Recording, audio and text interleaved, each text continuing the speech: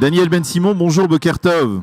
Bonjour Daniel. Merci d'être avec nous ce matin sur Studio Kalita. Nous vous avons sollicité pour réagir au discours prononcé hier par Ehud Barak au musée d'Eretz Israël à Tel Aviv devant les membres de l'association Cathédra. Un discours, on va dire, extrêmement pessimiste sur la société israélienne ou sur l'État d'Israël et en tout cas certainement sur le gouvernement israélien. Selon Barak, le gouvernement israélien conduit l'État d'Israël vers un effritement ou un éclatement de la démocratie israélienne, vers un État juif messianique qui aura bientôt une majorité musulmane. Et Barak a parlé de vagues de nationalisme sombre qui ressemble aux mouvements qui ont prôné les principes de race, sang et terre. Tout cela n'est pas tellement attirant et particulièrement préoccupant. Alors d'abord, la première question que je voudrais vous poser, c'est pourquoi Barak se lance-t-il dans ce type d'analyse extrêmement pessimiste aujourd'hui ? Je dois dire que j'ai entendu le discours hier. C'est un discours extraordinaire, sans précédent, très fort et très lugubre, je dirais, sur l'avenir d'Israël au cas où il n'y a pas de solution politique. Barak et sur la question des Palestiniens, ça fait des années qu'il s'occupe de ça et il est pour les deux États. Il a toujours dit les Palestiniens là-bas, nous ici, et la division de la terre d'Israël pour lui est primordiale à l'avenir d'Israël. Alors, il voit que ce gouvernement va avoir un État pour deux peuples.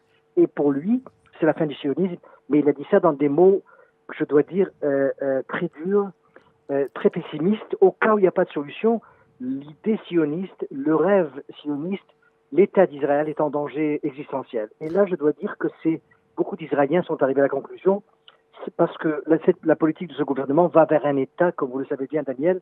On construit partout, on essaye de changer la loi pour que le grand Israël devienne Israël officiel. Et sur ça, il a parlé. Il a essayé d'allumer toutes les lampes pour que les Israéliens sachent de quoi il s'agit. Mais tout de même, Daniel, cet Ehud Barak qui aujourd'hui, comme vous le dites, tire la sonnette d'alarme à propos de l'État d'Israël, c'est le même Ehud Barak qui, en 2000, avait dit qu'il avait voulu pousser Yasser Arafat dans ses retranchements pour voir s'il y avait une possibilité de règlement et qui lui-même avait admis que finalement, eh bien, il n'y avait pas de possibilité de conclure un accord avec les Palestiniens.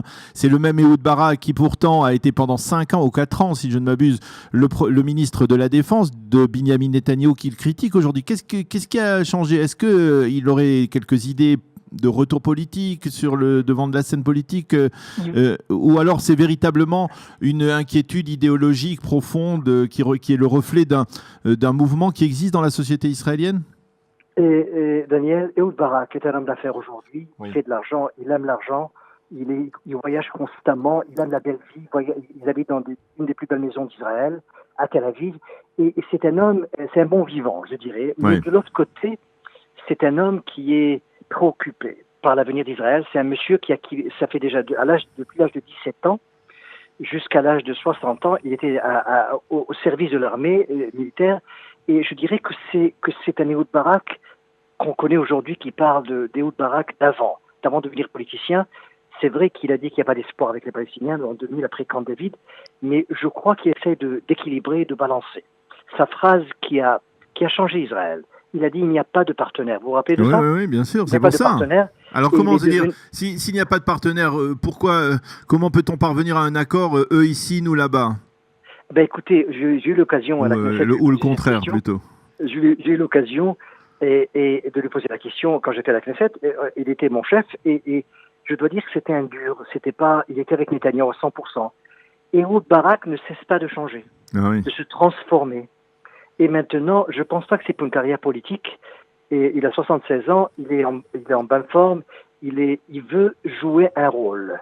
Il ne veut pas être à la Knesset, ça l'emmerde, j'excuse le mot, mais ça lui plaît pas. Même quand il était au chef du Parti travailliste à la Knesset, on le voyait presque pas, Daniel.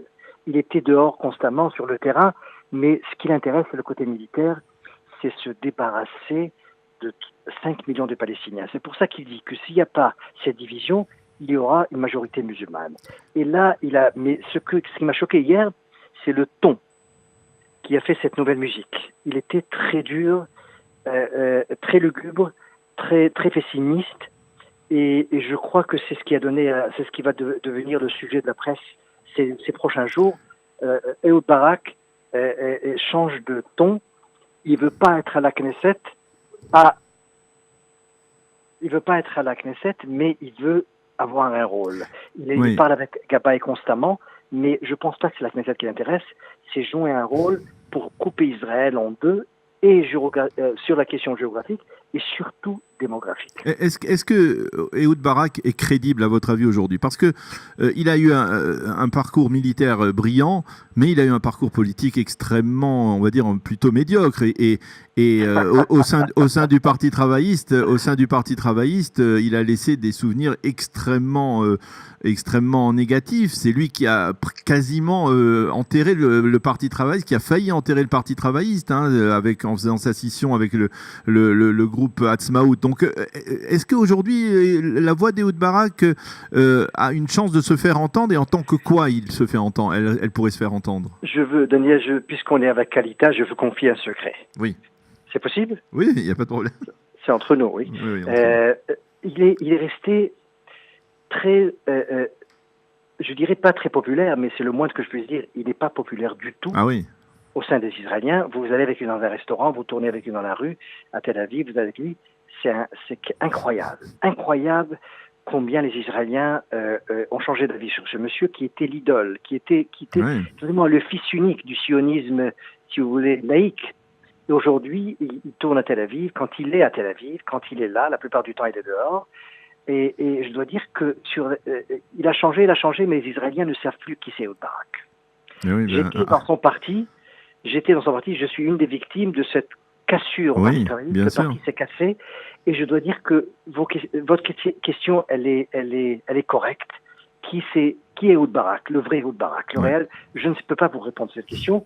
C'est quand même une question importante. C'était un Ehud Barak nouveau, mais sur le constat d'Israël, il n'a pas changé. Il veut pas les Palestiniens. Il a dit d'une façon brutale hier, on veut un divorce, pas un mariage. Vous avez entendu cette phrase. Oui. On leur veut Giroshim. Mais il veut un divorce, il veut pas de mariage, il les veut là-bas, le plus loin possible, en Cisjordanie. Il veut un État palestinien sur la Cisjordanie, y compris Jérusalem-Est, mais c'est un Ehud Barak qui dit ces choses quand il est dehors. Quand il était ministre de la Défense, il n'a pas dit ça. Oui, quand il a dit ça. Alors je vais vous poser la question parce que c'est aussi important, c'est-à-dire on a compris le message pessimiste d'Ehud Barak, mais vous-même qui avez été à la fois député, homme politique et qui êtes aujourd'hui journaliste et qui voyez ça avec un petit peu de recul, un certain recul, c'est-à-dire cette formule là qui est redondante et récurrente dans la bouche des leaders travaillistes, eux là-bas, nous ici, est-ce que honnêtement, ça vous semble réaliste? Alors que voilà, nous habitons à Jérusalem. Je cite souvent comme exemple, lorsque je rencontre des délégations étrangères, je cite souvent comme exemple l'hôpital du Mont Scopus, Hadassah du Mont Scopus, dans lequel il y a des médecins juifs et des médecins arabes, des patients des implantations juives des territoires et de Jérusalem-Est, arabes de Jérusalem-Est. C'est-à-dire, notre vie et la vie des Palestiniens est imbriquée. Comment peut-on concrètement, réellement, sincèrement envisager une telle solution? C'est ça, Daniel, c'est le paradoxe israélien. La gauche veut s'éloigner des partenaires palestiniens, la droite veut vivre avec eux. Mais d'une façon où le territoire reste dans les mains des Juifs, des Israéliens, et c'est ça le paradoxe. C'est ça le grand paradoxe.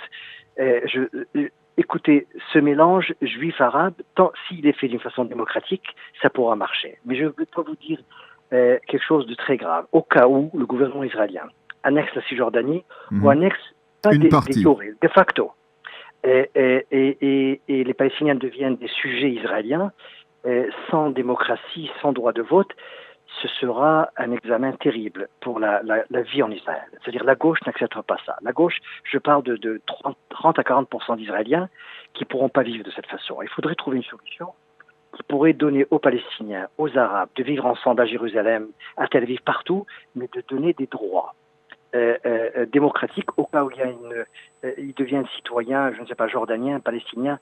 C'est ça le problème.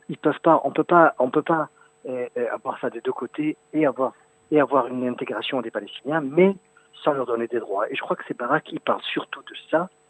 de ne pas avoir une certaine... C'est lui le premier qui a parlé d'un apartheid israélien. Il a peur de ça. La gauche, Daniel, a peur de ça. C'est quelque chose, si vous lisez à Haaretz, c'est le ton principal de ce journal. Alors, le paradoxe, c'est que la gauche veut habiter loin des Palestiniens, tandis que la droite veut habiter avec les Palestiniens. La question, c'est comment et de quelle façon. Et vous pensez que c'est réaliste de dire on va habiter avec les Palestiniens, on va même, disons qu'on surmonte 13 ans après le Gush Katif, on surmonte l'obstacle de déplacer ne serait-ce que même 80 000 habitants sur les 300 000 qui habitent dans la Cisjordanie, on va les déplacer. Est-ce que ça vous semble réaliste? Alors maintenant, on parle de moi et non pas de Ehud Barak. Oui, on parle de vous là. Oui, parce que... Alors Daniel, je vous confie encore un secret, c'est entre nous. Oh là là, que de secrets aujourd'hui. Je vous dis que moi, je pense que c'est irréversible. On ne peut plus retourner en arrière. On ne peut plus retourner aux frontières de 67.